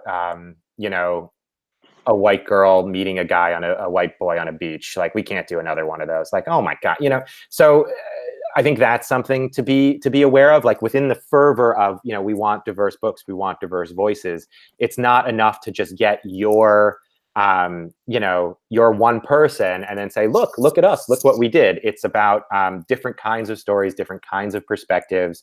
I don't necessarily, I definitely don't think that writers of color are obligated to tell certain kinds of stories. So remembering that as we acquire and build our lists, I think, is really important. So these are some of the things I think that people like me can do, that I try to do. But when it comes to writers, I guess my first word of advice is just, if you don't feel in demand, if you don't feel like your book is going to be of interest, it's not true. It definitely is. Yeah. And obviously, it still has to be a well-crafted story. It still has to transport the reader and be able to compete in the market as an excellent book. Another question I wanted to ask on the back of that is that you are not a 17-year-old girl. As I mentioned, I write books No. about detectives, so I'm very observant about these details. But you wrote "Cherry Money Baby," which is, I believe, from the first-person perspective of a 17-year-old girl. Am I right on that, or am I misremembering as the third person? It is third person, but I don't blame you, because as you said that, I was like, oh, wait, is it? I forgot to. No, but it It feels very close. That the author obviously knows the character very close third and person. has a great deal of affection. I've written. I mentioned Banneker. I've also written All Right Now. The premise of that one I always found fun. Is I thought, what if my father-in-law was in the zombie apocalypse and surrounded by just the craziest church of white people. So it would just be conflict within conflict. So obviously, I have no issues with going out and tackling a voice that's very much different than my own. I feel that that's what being an author is about. Why are we doing this if not to empathize and see the world through the perspective of a different character? But what are your thoughts and tips for authors that want to write from different perspectives? And what, if any, have you encountered might be limitations for that author when they go to the market? At one point, and I've got a whole post on this I'll link to in the show notes, about diversity in traditional publishing that's, I think, 4 or 5 years old now. More than that, 6 or 7. So the industry has changed dramatically since that time. But I was told point blank by someone who will remain nameless that we might have a better chance of publishing Banneker Bones and the Giant Robot Bees if my character were white. And that was my line in the sand. I said, nope, we're done. We can't have a serious conversation past that. So what are the conflicts that authors can expect to have, if any? And what tips would you have for authors that do want to write through a voice that's different than their own? That's a really big question. I think that the first thing I think that's important. I've addressed rooms full of exclusively white writers on this topic, and there's something that I often say in those situations, which is that as writers, I think that it's our job to imagine perspectives that aren't our own. So maybe I've never been in a car crash, but I can write a scene about being in a car crash. But there is limits to all of our experiences and understanding, and I think that it's, in addition to being empathetic creators, we have to be empathetic people and understand that there are certain experiences of life that we might just not understand, or we might make mistakes about because of our inherent biases. So, as a writer, I believe it's your job to bring some form of pleasure or meaning into the world. So that also takes with it a lot of responsibility. So I think that it's really your job as a writer, if you are going to be writing from a perspective that's not your own, or about, events in your life that A, aren't your own, and B, are incredibly charged and could be potentially really painful and emotionally hurtful to people who have gone through those experiences when they're represented wrong. It's really your job as the writer to, first of all, listen, do your research. And also, I think that the practice of sensitivity readers is a really great one. Not for the purpose of covering your butt, but for the purpose of learning and, becoming a better writer and avoiding, your own blind spots. I'll give you an example from my own experience. So, right now, 2 of my authors, Lynn Mayatani and Courtney Alameda, are working on a book set in Japan. It's called 7 Deadly Shadows. It's going to come out next year. And the main character is Japanese. Lynn's background is she's a Japanese American. And when I was reading and reviewing the first version of that novel, one of my critiques was like, oh, this character, why doesn't she stand up to these bullies in this scene? or why doesn't she stand up to her teacher? And you know, I was getting very specific about like sort of her proactivity and you know, these little just character details that had nothing to do with culture as far as I knew. And Valin, bless her, very graciously came to me and said, like, John, there's something that you don't understand about the difference between American culture and Japanese culture and the way this moment would play out. Like, what you're talking about is from a very American perspective because of X, Y, and Z. And, you know, in Japan, it would be different because of these reasons. I had no idea. And so my edits were wrong, were just off because I have blind spots. So I'm very fortunate to have a client who was able to sort of break it down for me and help me, you know, understand. I think we all have our blind spots. So I think that we should be cautious and aware of that as we go forward in our creative life. Because the consequence is to potentially, you know, unintentionally perhaps create something that can cause pain or misinterpretation among others. So that's why I feel like it's really sort of a responsibility to do that research and to get it right. You know, your mind is free, and if you have hands and a computer to write with, you can write any kind of story that you want. But I think especially when we're, you know, writing stories for children, we have to be extra conscious of the messages we're sending, even the ones we don't realize we're sending, which is why I think this stuff is so vital. Even while, you know, our imaginations are free, but we want, you know, once we're bringing those stories out into the world where they're affecting people, we want to be more conscientious. And I think that that's, you know, yeah, really important. I think anybody that heard your thoughts on this subject would feel tremendously heartened to want to reach out to you and have your advice in their writing career. John, I could ask you questions all day. I'm aware, painfully aware, that we are coming to the end of our time, which makes me sad. So rather than asking you the 50 questions I'd like to ask you, come back when you have an arc of the new middle grade book for me. I'll go through it in depth and we'll discuss the heck out of it, and we'll talk a little bit more. But for today, let me ask you this catch-all question. Yeah. As both an author and a literary agent, what is the piece of advice you most wish someone had given to you and that you'd like to give to any authors out there listening or watching? Okay, well, in keeping with my brand, right, I'm going to give you two, one from the writer brain, one from the agent brain. Nicely done, well branded. Thank you.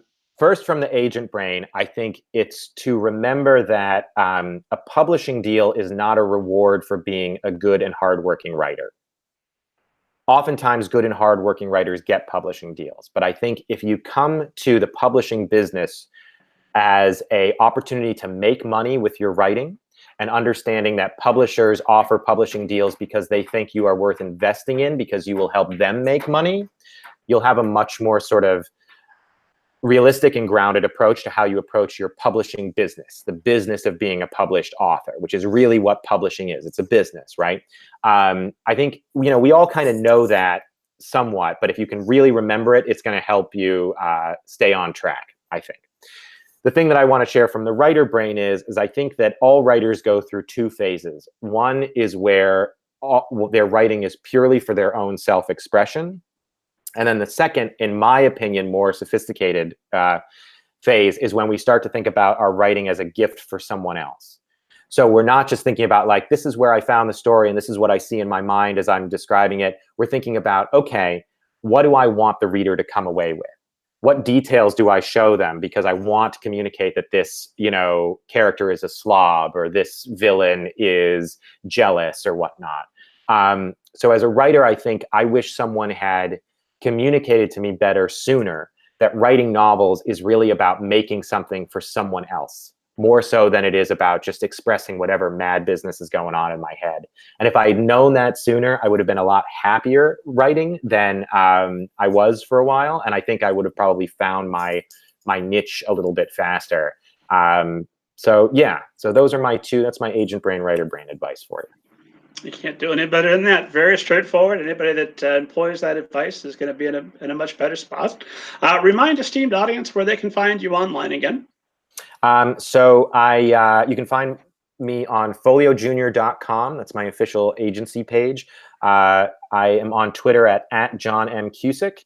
And once again, that YouTube channel is Agent Brain Writer Brain, and you can just do youtube.com/Agent Brain Writer Brain. That'll get you there. Outstanding. And for those of you that are looking forward to new episodes, we are going to have a couple of folks here in the next couple of weeks. Don't have specific dates. We do have a specific date, February 22nd, which I believe is a Friday. We're going to have author Tommy Greenwald, who's the author of the Charlie Joe Jackson books. That's going to be a huge throw. We're looking forward to that. As always, keep tabs with what's going on with the show at middlegradeninja.com. Do not forget to download your free copy of Banneker Bones and the Giant Robot Bees. If you like me, you like the show, check out the book. Make sure that I'm not just talking up here, that I actually do know how to write. And if you like it, please leave a review. That's a huge help.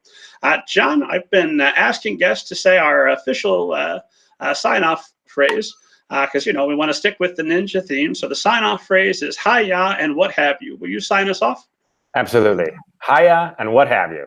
Oh, that was perfect. John, thank you so much for being here. This has been an absolute pleasure, and I'm looking forward to talking with you again in the near future. Sounds great, man. Thank you so much.